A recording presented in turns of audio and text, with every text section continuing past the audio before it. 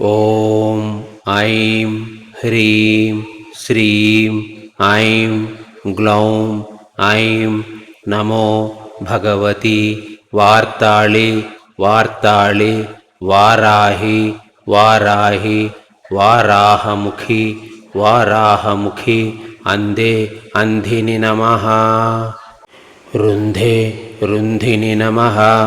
जम्भे जम्भिनि नमः। मोहे मोहिनि नमः। स्तम्भे स्तम्भिनि नमः।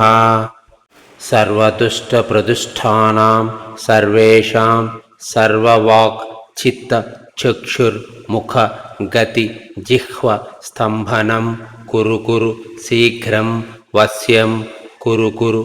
ऐं ग्लौं तः तः तः तः हुं अस्त्राय फट् स्वाहा।